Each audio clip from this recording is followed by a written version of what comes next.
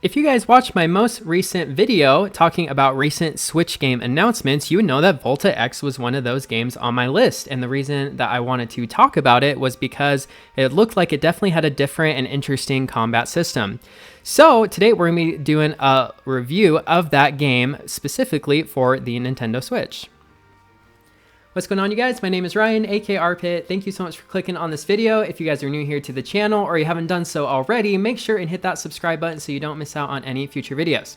Now, this review video is going to be a little bit shorter than some of my other review videos that I've put out before on other games, but that's really just because I'm going to be putting out a second video doing kind of an in-depth guide on how to sort of master the game. So be on the lookout for that tomorrow. But without further ado, let's get into Volta-X. So first we are going to go over things that I love about the game, then we're going to go over things that I don't love so much about the game, and then my overall recommendation. The bulk of this game is definitely focused on the building and customization of your mech. With dozens of weapons and multiple characters to customize with, you have so many different possible combinations with your mechs that you can build. And this is a really, really strong point of this game. Now, when it comes to the battles, there are 3 different ways that you can win a battle against another mech. The first way is to take out its head. The second way is to take out all 3 crew members. Or the third is to take out the most crew members and most rooms, at least more than your opponent. Now, with the unlimited possibilities of combinations, that alone makes the battle system very awesome and very unique because there are so many different things to try out that you can spend hours just trying different combinations of different weapons, different shields, different things like that. At the same time, like I mentioned before, there are multiple characters to unlock and each one of the characters specializes in something different. For example, you start off with your main character whose given name is Ian, but you can choose whatever you want. And you also have Sheldon and Benjamin. And Sheldon specializes in repairs, Ian specializes in ranged attacks, and Benji specializes in melee attacks. As you progress through the different missions that are involved in the game and just doing different league battles, as they call them, you unlock different characters. Each one of them has its own level tree to unlock different abilities and also upgrade specific attributes as well. So the battle system is something that I love because, and that's really what this game is really focused on, is really just exploring all the different possibilities and different weapons and shields and things that you can unlock. And just, it's really fun to play around with. Now I'm just going to touch on some things that I don't necessarily hate, but I do think could use some tweaking. So one thing that is a huge part of this game is your base. So as you progress through battles, you have the ability to unlock different things for your base. So each character needs to rest, so you have a barracks. Each character needs to eat, so you have a kitchen. Each character can work, meaning that in your base, that is where you're going to be unlocking and upgrading your weapons. And the way it works is you will put your characters in these workrooms, and as you do battles, whether you win or lose, that'll help progress the leveling of that, weapon that you've chosen for that character to work on. Now, one thing I will say about these things is I really don't dislike the base itself. However, if you put in a main room, such as like a barracks or a dining hall, whatever it may be, you can't, at least from what I found, you cannot remove that specific area. Now, I found that you can remove things like the power generator, the water, the air. However, you can't move a lot of those main rooms. And I'm not really sure why. I don't know if that's just a glitch or if that's by design, but I kind of wanted to shift my base around so that characters can move a little bit easier. I found it to be a little awkward sometimes because by the time I figured out how to build things the proper way, and I wanted to go back and change it, it wasn't something I was able to do.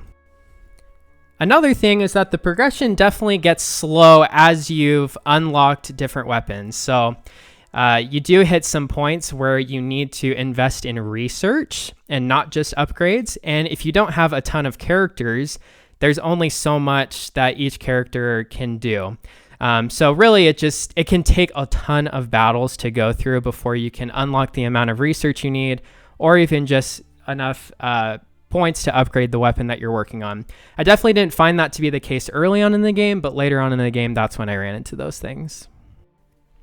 Now, actually going back to one thing I do like is the missions. So as you go through missions, you are progressing through the story of the main character, Ian.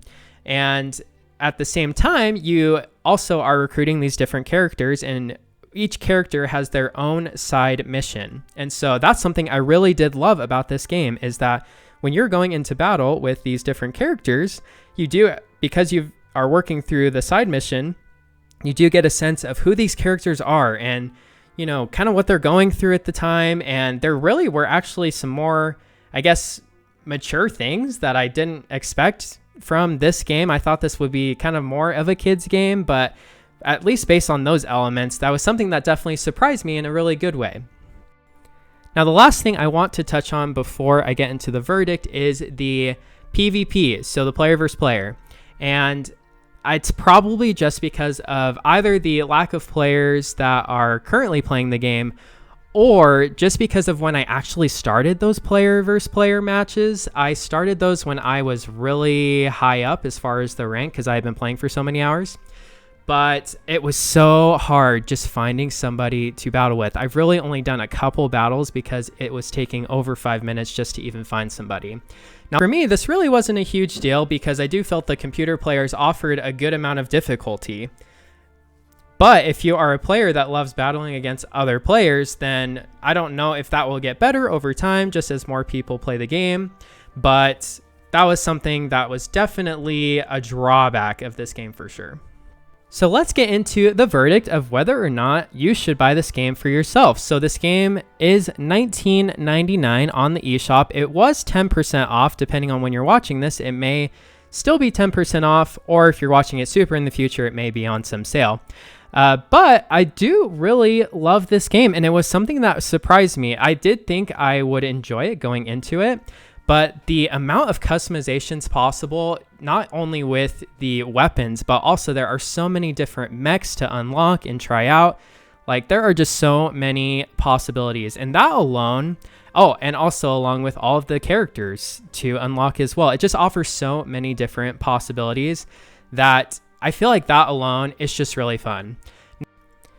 Now, the drawback, like I just mentioned, is the PvP mode was really difficult just finding anyone to battle with. So that was a huge drawback for sure.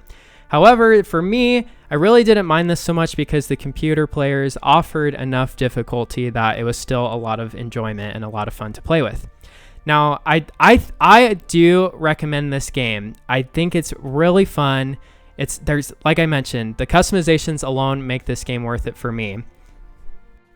There are just so many layers to this game between the characters, the base, the mechs, the weapons, just everything. There is so much strategy involved in this game that there's just so much to explore. So if you find this game on sale or you want to check it out at full price, I don't think you can go wrong either way if you like what you see. And for me, I would give this game an overall score of 8 out of 10. Thank you guys so much for watching the video. If you guys enjoyed the video, make sure and hit that like button. Subscribe if you guys are new here to the channel, and I will see you in the next one. Peace.